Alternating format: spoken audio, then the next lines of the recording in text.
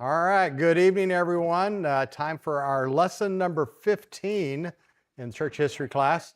And tonight we're going to be talking about the middle medieval age. Now, if you remember from last week, medieval means middle-aged. So this is the middle ages. So it's a little tongue-in-cheek. Hopefully that didn't go too far over anybody's head. Anyway, so you guys can laugh every now and then, you know. So. Yeah, I appreciate the feedback, Ben. All right, word decretal. That's from the Latin decretalis, meaning decree. And we're going to see a decretal or two tonight, probably so. Just some of the common things that we put up here. There's my contact information, and if you need to get a hold of me, I won't be answering the phone or checking my email during the presentation. While we're live, you can call or send to Jesse Black. And some people may want to write that number down. I'm going to leave it up there for a second because I know there were a couple people last week that were making comments about me on a horse or something, and they couldn't get Jesse's number in there quick enough, and so it kind of got lost. Anyway, if it's recorded, obviously email me is the best way to do things, or we can make a comment on the Church Center app. I don't think anybody's done that yet. And then we will put some resources in there on the Church Center app. Did anybody get the chance to listen to the one that I put out there last week? All right, you did. All right, Mary.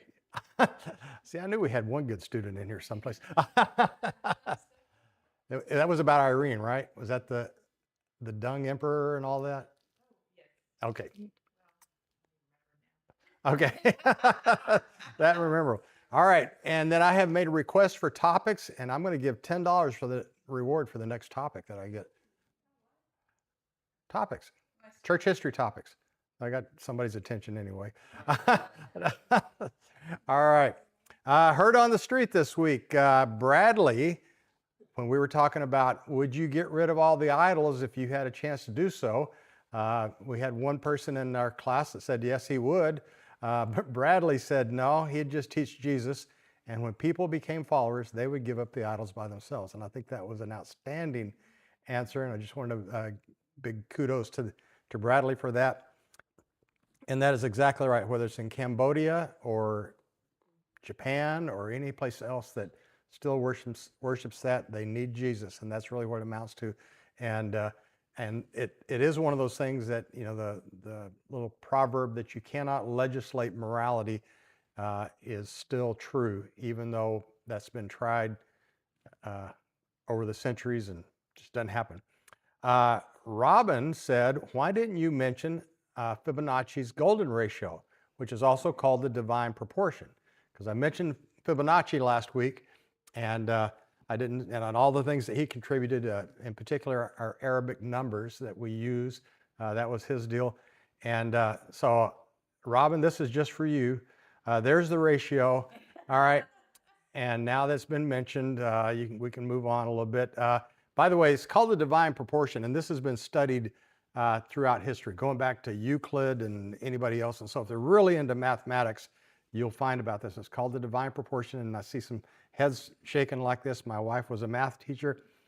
We were at a thing one time, and the guy asked, anybody know what did he call it the golden ratio, or did he say Fibonacci's whatever? Anyway, and so my wife raises her hand, and he's going like, you must be a math teacher. And she's like, I am.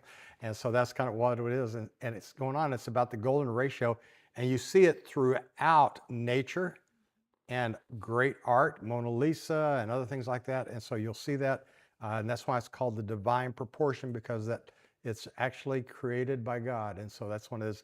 And if you look at it, you'll see it expressed in a chart form. It looks like that. And that's about all I'm going to say about that now. If you want to go look at it, go look up it. And it is fascinating. It's kind of fascinating to talk about the history of it. And then Steve Cox said, Just wanted to get Steve in there. Got to get him going on that. What's on the docket for tonight? One is I asked about your thoughts on Roman Catholicism. I want to thank everybody for responding. Not everybody, some of you for responding. Some of you gave it a lot of thought. Others were one-word things and some other things like that. We are going to talk about the Franks, and this is so if you know anybody named Frank, we're going to talk about him tonight. the Carolingian Renaissance, and then we're going to talk about the Great Schism that happened, and we're going to kind of end with that. So Roman Catholicism, your thoughts? And I basically just said, when I say Roman Catholicism, what comes up? What do you think about? And I got these, and I kind of just took them, and I said, okay, how to present this, and I categorized it. All right, and so you'll kind of go with me on the categorization. And so lots of different things on there. We have a guy that looks like he might be ready to give you some thoughts too. People. One is they talk about the Pope, whether it's the current Pope or some Pope. Cardinals, the guys that wear the red, is another one that's thought about. I think some of that movie that came out this last year, Conclave, had some very graphic things with the red. Not graphic, they were really cool visuals with some of that. I do not recommend the movie because it goes into the whole. Anyway, just don't see the show. It's not worth watching. Priest. I can give away the movies. Anybody seen it or going to see it? And basically the guy that becomes the Pope in the show. This is a spoiler alert. The guy that becomes the Pope in the show is androgynous. Basically, he's not a male or female, and so that's Hollywood's version of like, let's make the Pope non-sexual or whatever. So it's kind of a stupid. Anyway. Pretty good show outside of that, but no. Priests, nuns, monks, and this was interesting. Practicing Catholics, all right?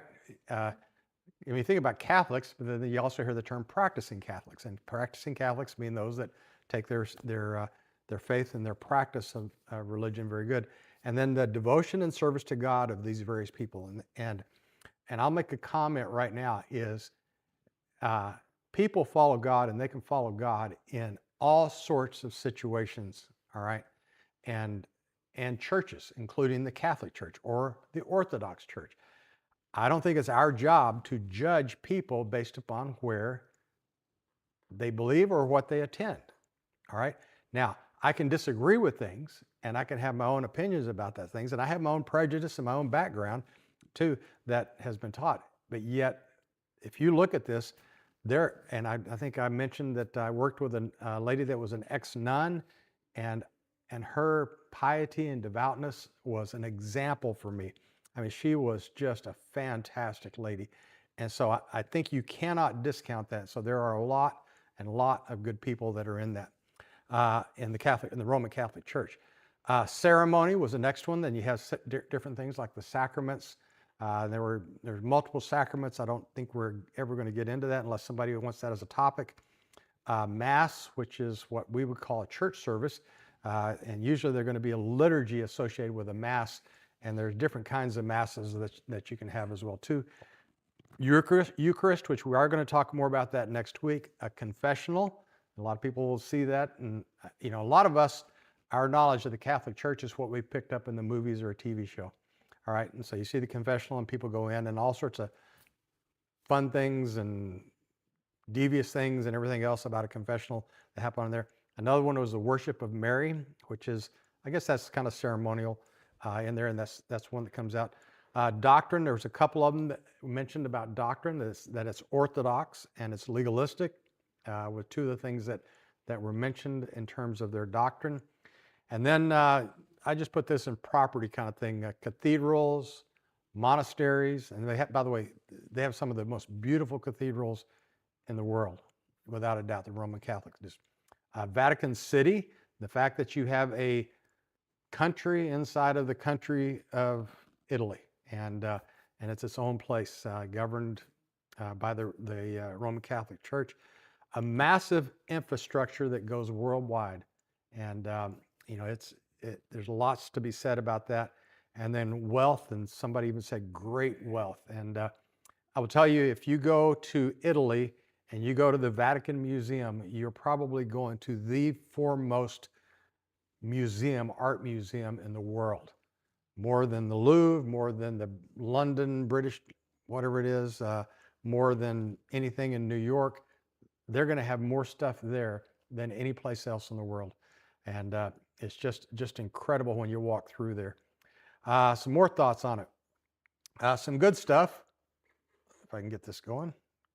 Hello, click. Charities. They have a tremendous amount of charities, education, and we don't see that as much here, but if you go back in the East, you're going to see a lot of things about Catholic school and what's the term for Catholic school? They have a, uh, what's that?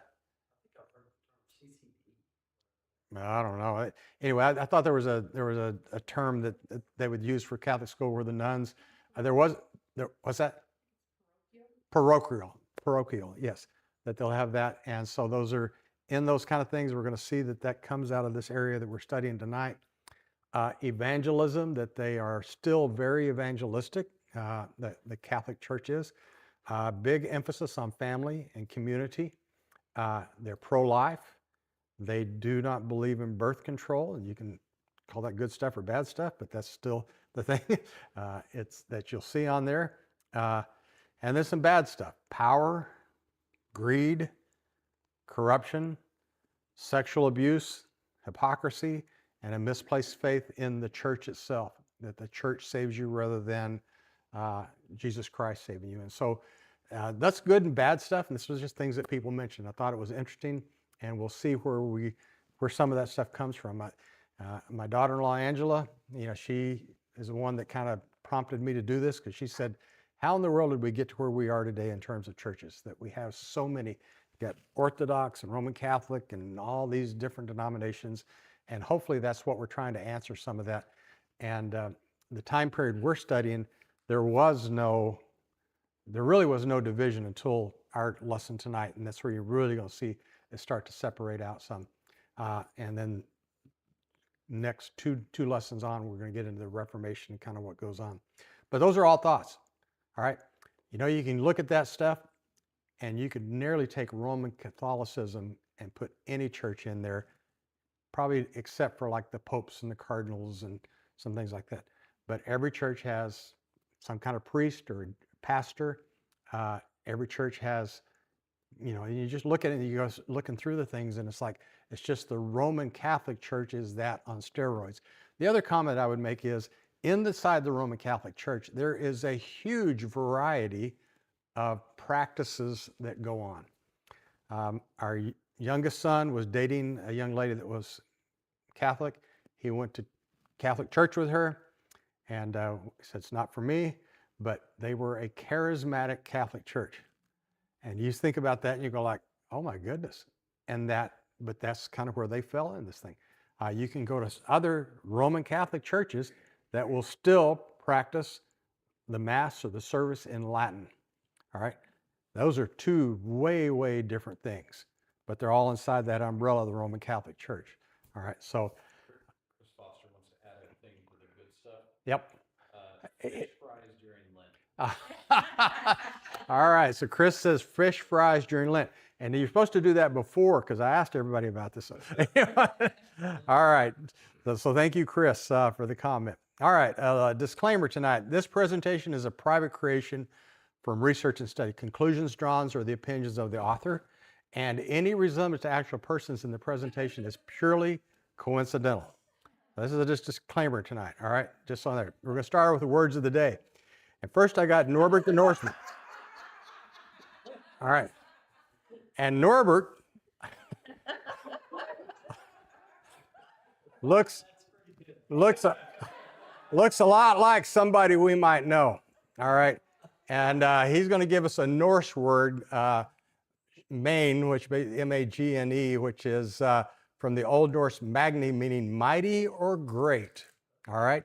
And so we're going to see somebody that gets that put on there. Thank you, Norbert. Latin Logan, come on, which I got a different picture of. All right. He's got vicar, which is from the Latin vicarius, meaning substitute. All right. So have you ever heard of the Pope being called the vicar of Christ? He's the substitute for Christ. And that's where that term comes from. And then we have Renaissance, which is from the Latin re, meaning again, and nasci, meaning born, combined to give the term rebirth. All right. Everybody's heard of Renaissance. Mike, you heard of Renaissance? That's I always thought it was renewal, but it really means rebirth. And so when they talk about it in history, they're going to talk about the rebirth of something. All right. And so we'll get to that a little bit. All right, let's look at the world kind of about the end of the 6th century. And it's going to look like this. And so you'll look at this thing and you see this big green area, which is called the conquest of Clovis. Below that, in a little bit lighter green, is the kingdom of the Burgundians. Off in the pink is the Ostrogothic kingdom. And then down in the, whatever color that is, down low is the Visigothic kingdom. And then you see some others, the Frisians, the Saxons, and some others up in there. And so that's what you see. And you see the Lombards that are a little bit over there. And then you can see the British Isles up on the top left, which is the Angles and Saxons. And that's going to what it's looked like at the end of the 6th century. All right. And so this is Western Europe that we're talking about.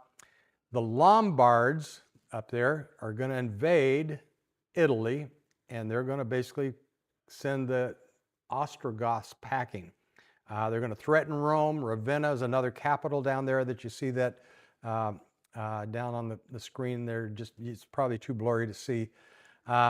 Also during this time period in the east, there was an unsuccessful Muslim siege of Constantinople. It lasted a couple of years, and the forces of the Emperor Leo III, now don't get him confused with Pope Leo III, because we'll talk about him later. So there's a Leo III that was emperor. He's the emperor of Constantinople, and he basically had to marshal his forces to defend that, and that left everything west of there. Basically, he had no army, no imperial army to go out there and collect taxes and do anything else.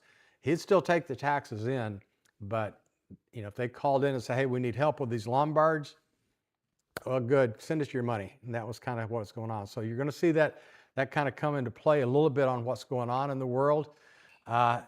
In 711 to 718, Islam is going to cross the Straits of Gibraltar, which is off of this map, and start invading that Visigothic kingdom and actually take over Spain. And they're going to have control of that for 350 years. All right, until maybe even longer than that, until basically that's coming back in. But they would continue on.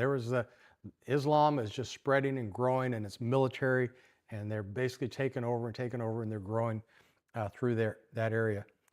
Western Europe, basically, and you look at this map and you see what it is, it's a bunch of warlord fiefdoms until the Franks get organized.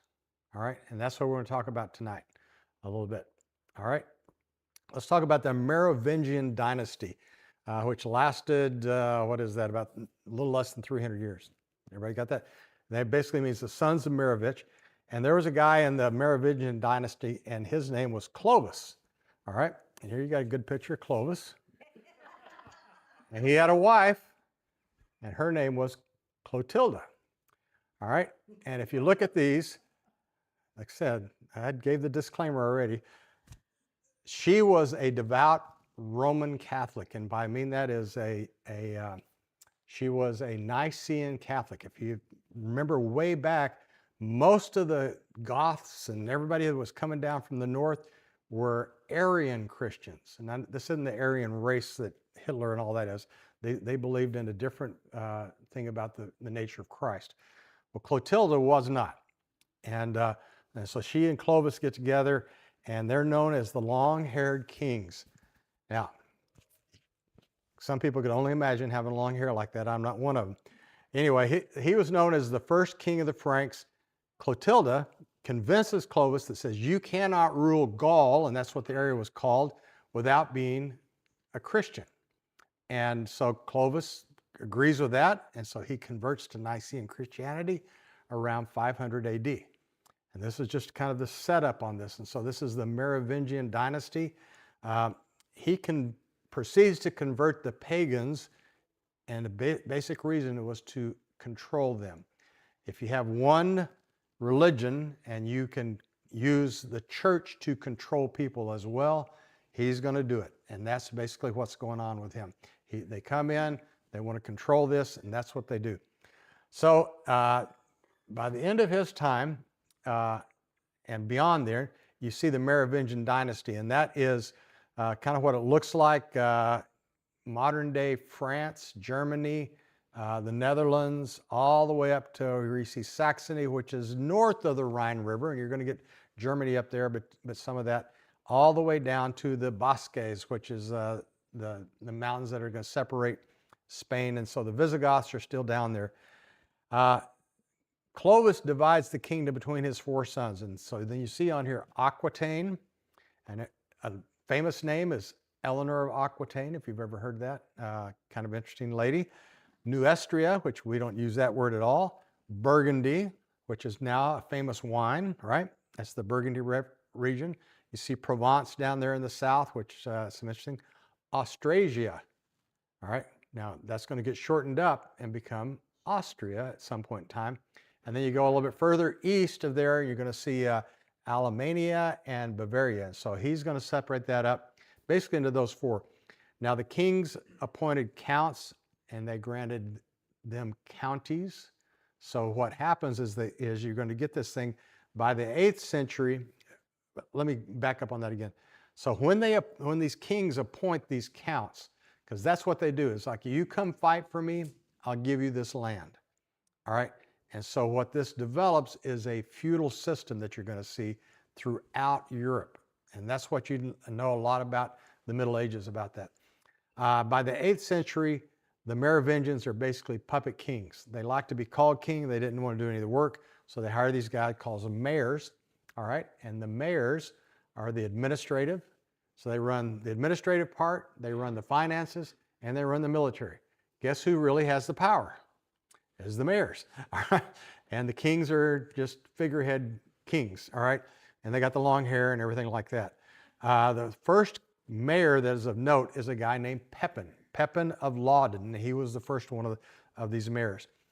And then you run into this guy named Charles Martel. All right. Now, I love Charles Martel. All right. Martel is the French word that means the hammer. And so he was Charles the Hammer, and he's going to bring it down on people. And so you look at that, and he is the last of the mayors. All right. In fact, the last 5 years of his reign as mayor, there was no king. They had just kind of gotten rid of all of them, and that was it. So he's the mayor, and he's kind of running that. And so you see that Charles Martel, a couple of things about him. One is the biggest thing that probably he did was he defeated the Muslims at the Battle of Tours. And so if you ever get into this kind of history thing, that's where it stopped the Muslims. They're not going to get any further than that. And the Tours is way down south in France. And so that just ends the whole thing. All right. They still have that whole Iberian Peninsula there, but they're not coming any further north. So the Muslims have been stopped. And so we can put that one to bed. And so I really like that Charles Martel. And he was the last of the Carolingian mayors. Now he has a son, and he's going to name it after one of his, maybe his grandfather, but he's going to name it Pepin. And he was known as Pepin the Short. All right. Now, Pepin the Short, all right, he's going to rule from 751 to 768. All right. And so he's another one of these long-haired kings. All right. And he declares himself king of the Franks. But he's got a problem. All right. His problem is that he needs validation from authority. You don't just get to be king. You know, it's like, where do you get your kingship from? And if you remember Monty Python, you say, well, the lady of the lake bestowed upon me the, you know, all that kind of nonsense. Well, he needs to have validation on this to really be called a king. You can't just go around and say that. All right. And so he's going to look to go, and he's going to go east and go to Rome, and he's going to talk to the guy that's the Pope. Now, remember the Pope at this time and what's going on with that. He's begging for protection from the Lombards that are coming down. All right. The Byzantines or the Eastern Roman, they're all busy with the Muslims over there. They got nobody to send. And he needs protection from the Lombards because they're coming down and they're going to rob things. And so the Pope says, you've got my support. All right. And so this is Pope Stephen II. Like I said, depictions are all right. Pope Stephen II, he really only reigns for about 5 years. But one of the things he does is he severs ties with Constantinople. He just says, guys, you're not giving us anything. So this is, when you start talking about the split of the empire, this is kind of where it starts happening, is you got these two guys splitting up on this. And he anoints Pepin and his two sons, Charles and Carloman, and he's going to anoint them as the next kings. All right? So now you got all this going on. Well, that's great. By doing so, the Pope now claims apostolic authority in sanctioning kings. That had not been done before. All right? Now, there had been some that were anointed, all right, and especially if you go in the Eastern Empire, that were anointed by a patriarch or something like that.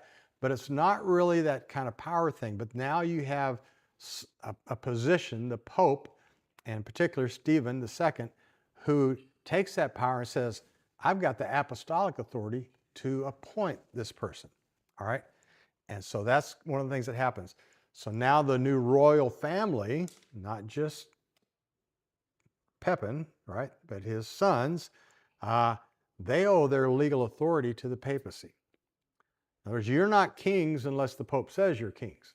And this is kind of what's going on. There's going to be a tension of that for the next 1,000 years. I'll just throw it out there. All right? It's like, and you guys know Henry VIII, and British king, he wanted to get a divorce. Is that what you said? Henry VIII, all right, who's got the power? Is it Henry VIII or is it the Pope? All right, that wasn't the first time that happened. That's going to happen throughout history. We're not going to cover all that because even though it's very fascinating. Well, Pepin, all right, during this time, he goes and he defeats the Lombards. So they're the guys that are coming down from the north. And so Pepin says, I'll make you king. You got to do something for me. So he says, okay, I'll bring my army over here. We're whipping up on the Lombards. We're sending those guys packing, kind of. Anyway, and then he donates several states to the Pope. And they're called the Papal States. And it's a document called the Donation of Pepin.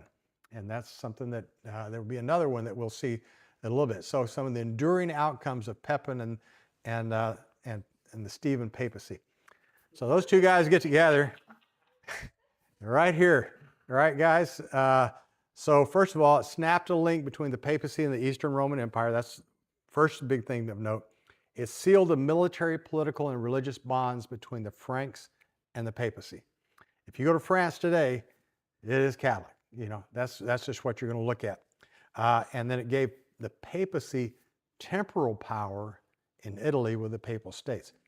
Now, what does that do for the church? What does that do for the Roman Catholic Church? When you have temporal power, what does that mean? It means you collect taxes, you do all the administration, you defend it if you have an army to do so, and you basically control what's going on in those things. All right?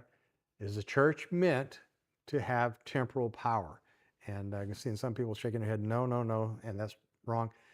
The other thing is, through the taxes, it creates a lot of wealth. All right? And so there's kind of lots of things that are going on with that. Well, as I mentioned, one of the sons that he has was Charles, from henceforth known as Charlemagne. All right? And what did Charles and Maine, Norris, Norbert? What does Maine? Means great or mighty. So we have Charlemagne. All right. Now, Charlemagne, anybody ever puts me in a cowboy picture again, they're going to get paid back in spades. All right. I don't know. So he rules from. Now, I'm just going to go and tell you, this is a great king, a great emperor, and everything else. I mean, without any doubt, this guy has it all. He's got one flaw, and we'll talk about that in just a second. But this guy, he shapes Europe. Period. Let's just go there, which includes stuff that even happens in the United States. This guy is going to come in and do this thing. He's going to rule for a number of years, 33 years, I think, is what 43. Yeah, 43 years. Thank you. And he was a physical giant of the man, not like anybody else we know. All right. And then his strength and energy of a dozen ordinary mortals. That's what he was described as. So this guy, he's got a lot of stuff going for him. He's sober and simple in his private life. And this is things that are just commented about him. And he's just and generous ruler. He's an affectionate father. He's keen, probing mind. He's unswervingly loyal to his friends. He's sincere devotion to the Christian faith and the Catholic Church. These are all things that if you go look Charlemagne up, you're going to find these are the things that they're talking about. What's that? Just said you're being very kind. Well, Shannon's over there smiling from ear to ear, and I'm going like, okay, well, now, the other thing is, he has a burning sense of personal mission from God to unite the Western nations and the Christian empire. He viewed himself as his time, modern day David or Solomon. He says, I am a great king just like David was a great king. And that's the way he thinks. All right. And he's also called Moses of the Middle Ages for leading the Germanic people out of the wilderness. Now, when you say Germanic people, don't think of Germany. You think of all those people in the north, including France, all right? That's Germanic people. Basically, the western half of the empire basically have become Germanic. The Ostrogoths, the Visigoths, the Alars, and there's a bunch of others that in there, and the Franks. They're all Germanic people. And he's going to lead them out of the wilderness. I would put a picture of his wife up here, but you'd have to pick one. And he had 5 wives and many concubines. All right, Shannon's saying like, okay, what do you say? All right, so just to run through some things from Charlemagne. His military campaigns, he defeated the Lombards, so he goes over that, and he declares himself, and that's why you'll see him, they'll have those titles. He's King of Lombardy. He fought the Muslims in Spain. He put them back all the way down to the coast, all the way down to Barcelona, way south. Doesn't completely kick them out of Spain, but he makes a lot of progress on it. He annexed Bavaria, which is in modern Germany. That's the area where Munich is right now. If you go over there, beautiful area. He beat the Avars back to the Danube Valley, which is modern Hungary. All right, so he's expanded his thing there. He had 18 savage campaigns against the Saxons, and he forced conversions on the Saxons. And so what he would do on that was and he basically said it was baptism by water or blood. You take a choice. Does that sound like our guy? That's Charlemagne. All right, he's going to do it. And he would relocate these groups. That was the old Roman thing, is you go in and take somebody out. Well, what's a good way of what is it, the Borg, in the Star Trek, if you do that? It says resistance is futile. You're going to put you and make you part of the collective. And so he's going to move people around and do some things like that. He is declared at some point the Holy Roman Emperor, and you're going to see a picture down here at the bottom of him getting crowned. We'll talk a little bit about that. On Christmas Day in the year 800, he's in Rome at the Church of St. Peter. It's not the modern day basilica that we see there. And the story has that he's kneeling at the altar in St. Peter's Church receiving communion when Pope Leo, not King Leo, now we've got Pope Leo III, just produces a crown and says, to Charles Augustus, crowned by God, great and peacemaking Emperor of the Romans, long life and victory. And of course, everybody went crazy. And now you have the Holy Roman Emperor.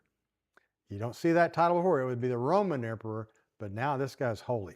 All right. Let's talk about some of the things that happened under Charlemagne. And if you don't remember this from history, if anybody's remember this stuff and you go like, well, you missed that, tell me, because it kind of is all new to me sometimes too. All right. There's a thing called the Carolingian Renaissance. And in particular on this, he went and got some of the best minds and some of the best scholarly minds. And the part about him being very loyal to his friends, it holds throughout his reign. And so he's going to go over and he's going to find a very, very scholarly mind, somebody that's going to be really good, that's going to change things. They're going to rule, in essence, on his behalf on certain areas. And so he goes up to bring some people over from the British Isles, Lindisfarne, which was the big monastery up there that was known to produce scholars and such like that. He goes into Great Britain. He pulls out a guy that I'd love to read some more about this guy. His name is Alcuin of York. All right, now this guy. This guy is really something. Remember, he's loyal to his friends, right? His friends are loyal to him too. So this guy introduced us what's known as the Carolingian Renaissance. So in 782, he enters Charlemagne's service. For the next 22 years, he is the schoolmaster for the Frankish Empire. All right. He was considered the most cultural man in Western Europe. And he was a Bible commentator. He was a textual scholar. He was a liturgical reviser, all right? Liturgy, the order of service and such. Defender of orthodoxy. He reformed monasteries, and he built libraries throughout the Western Empire, all right? It's going to have huge effects on what happens from the Middle Ages on. Some of his contributions, the Latin language, he's going to revive it, all right? Because you're getting into some other things, but he's going to come back in on the Latin language, refine it, and he taught it to all educated people. You did not have an education in the Western part of the world unless you knew Latin. And so that becomes a baseline for everything that's going to happen. And now, we talk about the Latin languages, French, Spanish, German. Nope. What? Oh, it's a Germanic language. Okay, well, I'm missing something there. English is Germanic. Italian. Is it Italian? Yeah. And so those are Latin-based languages that we do on this. He introduced a thing called Carolingian minuscule that everybody in here uses that today. All right. Ben's probably looking at Carolingian minuscule if he's looking at anything, if it's written. All right.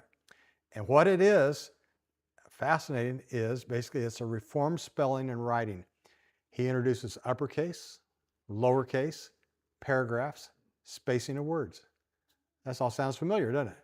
All right. So looks like if you looked at the old style, and you might be able to read one word on here.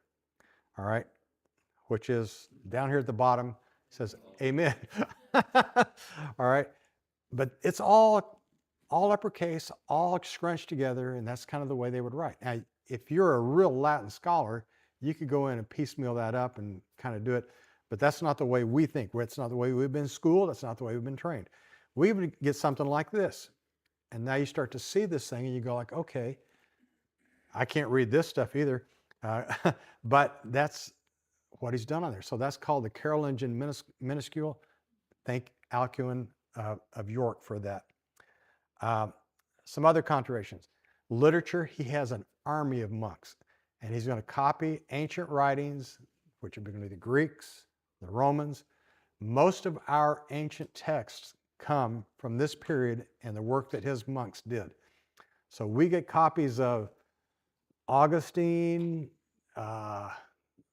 actually go back into Greek. Augustine would probably get something, but you go back to Aristotle, Plato. They're copying these things and putting them in this Carolingian minuscule that people can actually read. And so when we go back and we're trying to find something, it stops at this period, because anything before this period, they got rid of it. Nobody could read it, so they put it in minuscule. They can look at this thing and go like, okay, now you can read it. You don't need those old copies. And besides of that, that old paper doesn't stay very much.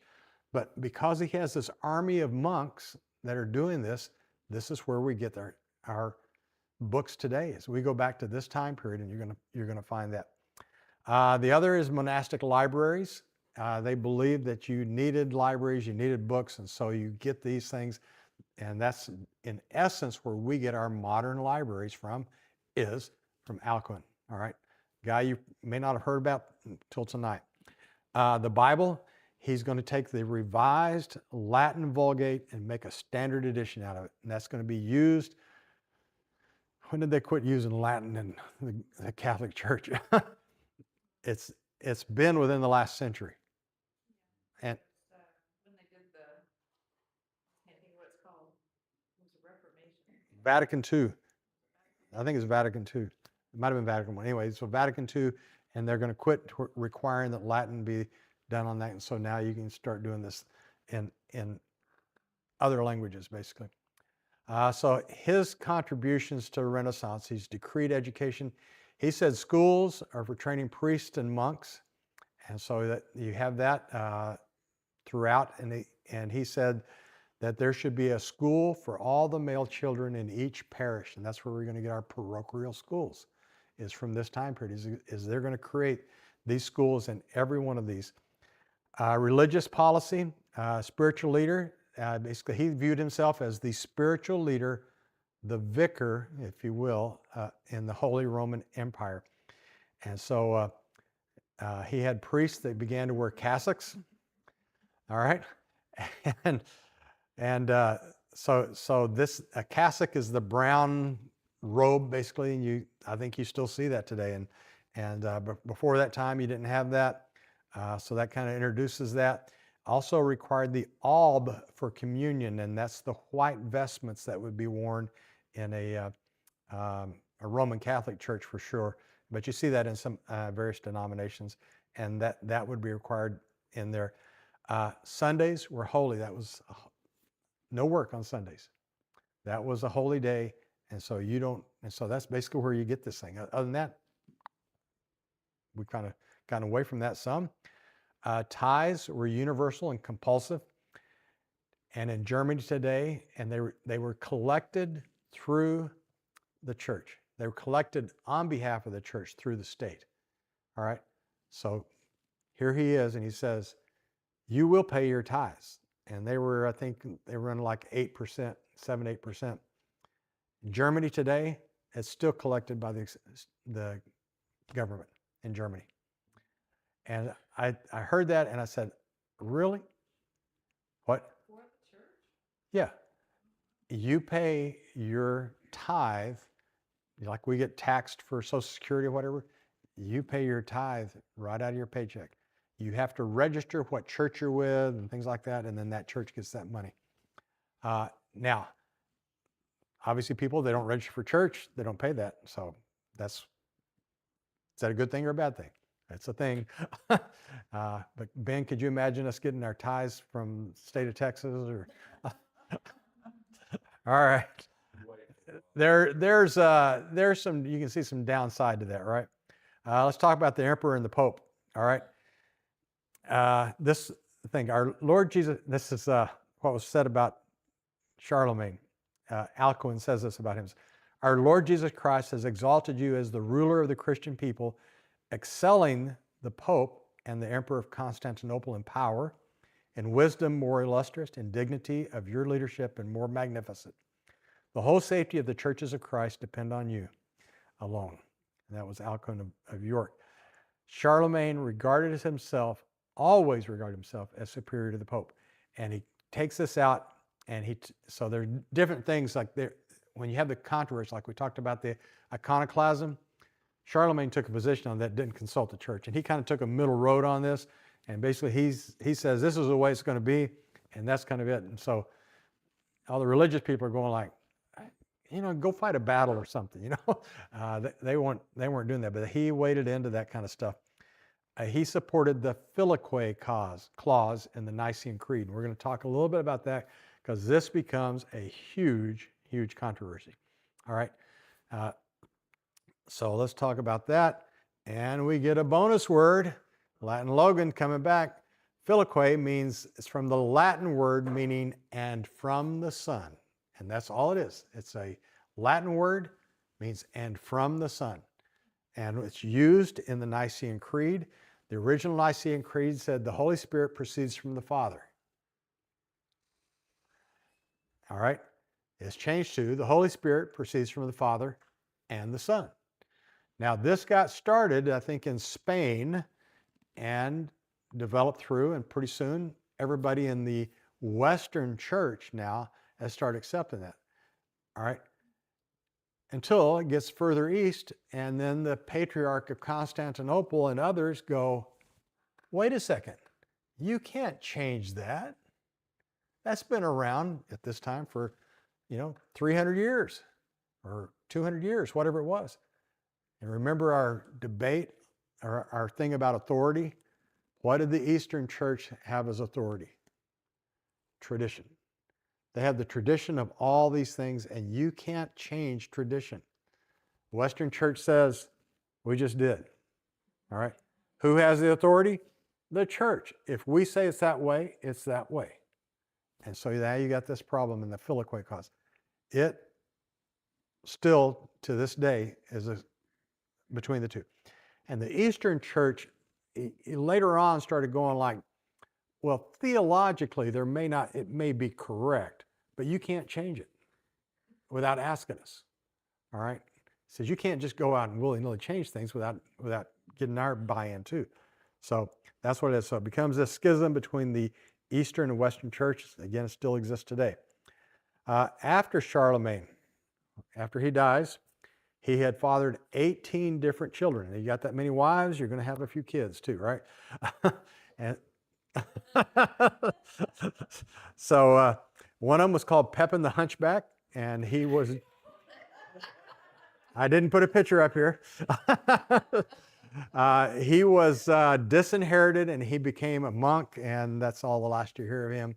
Most of his kids didn't outlive him. He lived to be an old guy, all right? Most of his kids didn't outlive him. Louis the Pious was the only surviving legitimate son. Now, here's the thing with French language. Is it Louis or Louis? Speak back to me. Louis. Is it Pious or Puy? All right. See, that's French. They don't know what they're talking about. So you could say, is it Louis the Puy? Because they drop off the end of that thing. All right. I just looked at that and I thought, those Frenchmen. Anyway. All right. He's the only surviving legitimate son. Upon his death, he has a civil war. And he has got 3 kids, Lothar over here, Charles the Bald, and Louis the German. And they're going to basically have a civil war, and they're going to fight things out. And this is kind of what happens. So you run back into this feudalism era. Okay. No, that's Louis the German.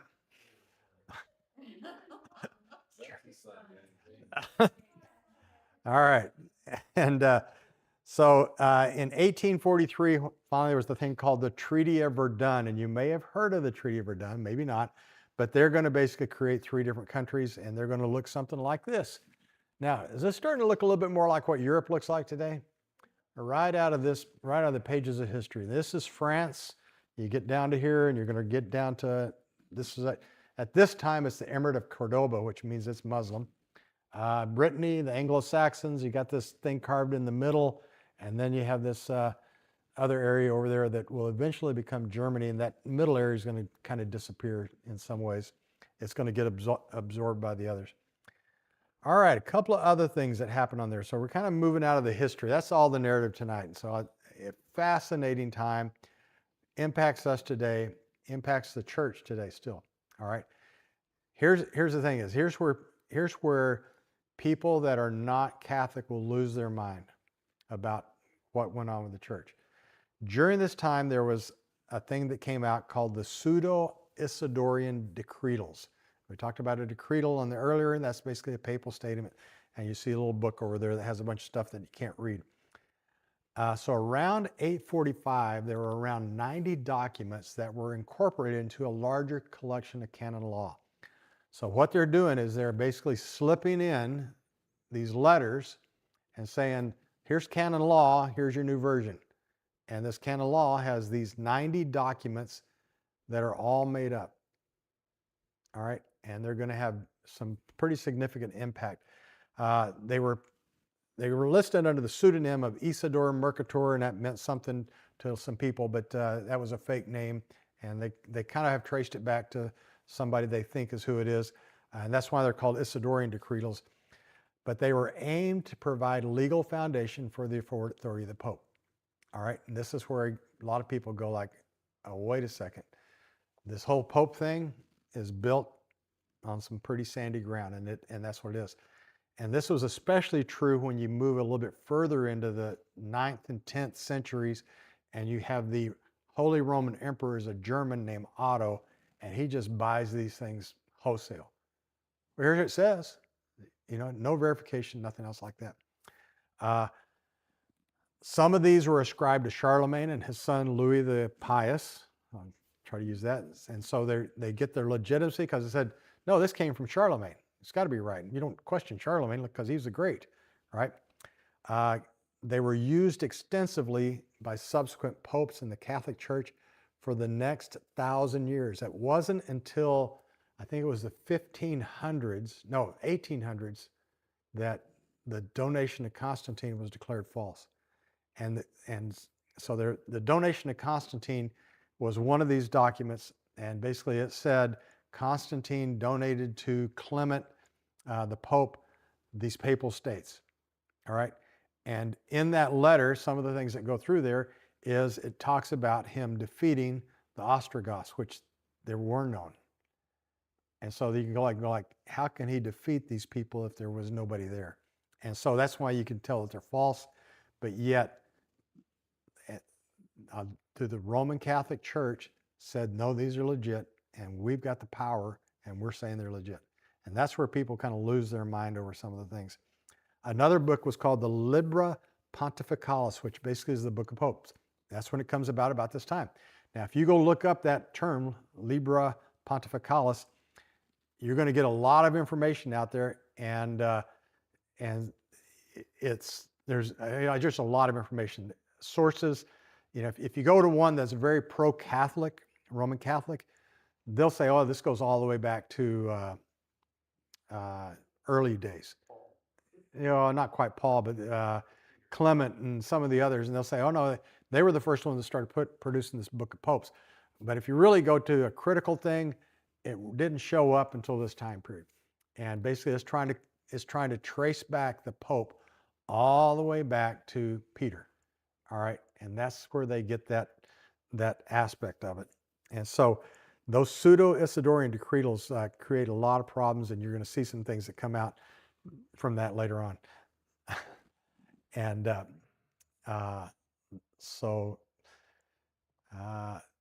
and by the way, that particular book has been revised over and over again, and the Catholic Church today still has this thing, and they'll say it's legitimate, and that goes all the way back to Peter, and they have all the popes listed in there.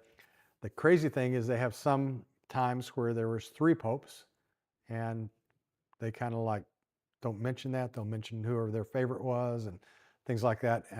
And there were some pretty bad characters, especially after this time period, that were popes, that they were buying the office and selling the office. And at one point in time, there was a 15-year-old boy that became pope and ruled and partied like crazy. And then we run into the Great Schism, and we're going to end it on this tonight. Now, the East-West Schism, and this is between, and you can tell this picture, you can tell which ones are Greeks and which ones are Latin because of what? The beard and the hair, all right? The Western guys are tonsured, got their cassocks on, and clean-shaven face. The Eastern guys, they got not something else on, they got the beards, and I see a lot of finger pointing going on this. And that's basically what happens. It was a long time in coming. Basically, I would blame a lot of this just on different languages, Greek and Latin. The Filioque clause was one of the huge things that was an issue. And leavened or unleavened bread. And so what was going on was in the Latin church, they was basically saying the communion bread needs to be unleavened. In the Greek church, they were saying, no, leaven's okay. All right. Man, we had one time when they served communion with leavened bread, and I thought people were going to lose their minds. So Iconoclasm was another big issue that was involved in this split. And then the biggest thing was just opinions of authority. In particular, is the Pope, the head of the whole church, and versus patriarchs, which they have. And then the coronation of emperors, in particular Charlemagne, that when they crowned Charlemagne the Holy Roman Emperor in 8800, the Eastern people just lost their mind. All right, because they're like, you can't go do that. We're the ones that get to crown emperors, and we've got an emperor in Constantinople already, and so they just kind of lose their mind. Here's how it went down. All right, and this is so in 1053, Patriarch Michael I Cerularius ordered all the Latin churches closed in Constantinople. Basically, he says no more Latin churches, and he's the Patriarch of Constantinople, in case you didn't figure that out. All right, so down in Rome, Leo IX sends a papal legate, and in particular, it was a guy named Cardinal Humbert of Silva Candida, and he sends him to this. And Humbert is, he was, how to describe him? Everything that I read on him said he was very arrogant and thought real highly of himself.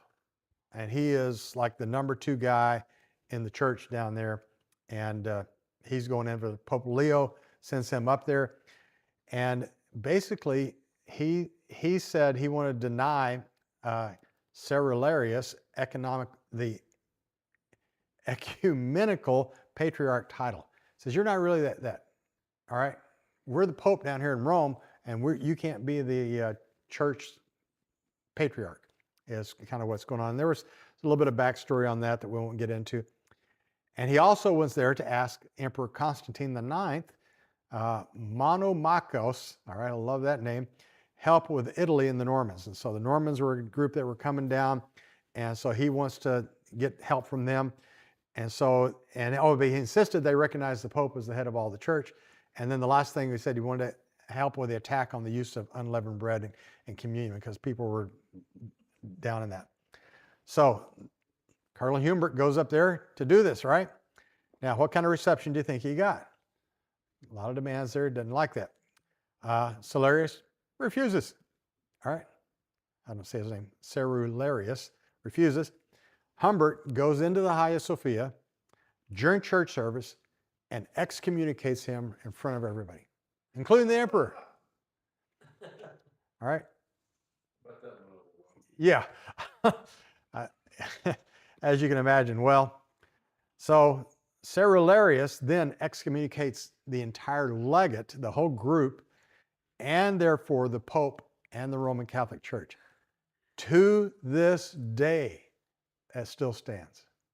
All right, that's why the Eastern Church and the Western Church, you look at the guys and go like, have you guys just lost your mind? And that's how that whole thing went down. As Ben said, I bet you that went over well. Okay, we are right up against the time. That's going to end tonight. Any questions or comments? Anything else? Okay. Oh, Steve? I'm sure you'll get to it, but I'm really curious of the beat down to Muslims or Islam In Spain? and a rise in today. So I'm assuming at some point you get to the point of how Islam has just reignited. I don't. Yeah, so Steve's question is basically Islam gets stemmed, right? The flow of Islam gets stemmed, but yet in today we see a rise of Islam. And am I going to cover that? I'm going to cover how it gets stemmed, because we're going to run into, I think early as next week, start talking about crusades. Those get to be very interesting things about that. And also the Reconquista of Iberia, Spain, where they basically kick them all out. Because as one guy I listened to says, there's nobody more Catholic than the Spaniards. All right, there is nobody more Catholic than the Spaniards. And so that's kind of there. So we will talk about that. I hadn't thought about the second part about, that's kind of way down at the very last lesson. We're talking about modern church and kind of things going on. Good question, though. Harold says there are many Catholic schools in California also. Yep. Cities. Chris had next subject things. Robin wants to know who all the pictures were. There were a few that they were undecided about. I think they're asking for a tour of the pictures. A tour of the pictures. I mean, I can run back through them real quick. So we'll do that here in just a second, because some people may not be interested. They want to tune out. That's all. Oh, wait, Chris is typing. Oh, one more question. We can't hear the questions. Oh, Steve asked about kicking the Muslims out or the stemming the Muslim tide, and then the revival or whatever of Muslim and how it seems to be growing today. So we will kind of do some of that. So now let's see, how do I go back all the way to the beginning, Jess?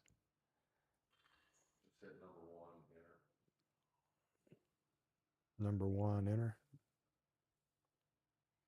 Nope. Just hit that. Let's see. There you go. All right. Norbert, also known as Steve Cox. Logan, Latin Logan.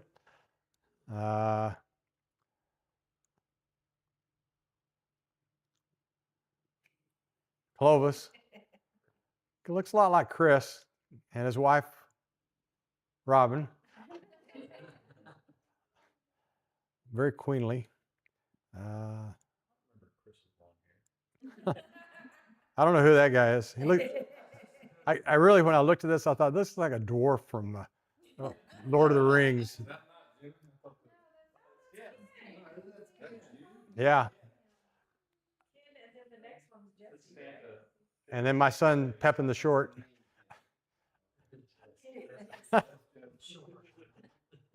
All right. Everybody knows who that is, right? Nate. All right. And there's Nate. There's Pepin the Short and the Pope there, Stephen. Last two guys. I don't know who that guy is.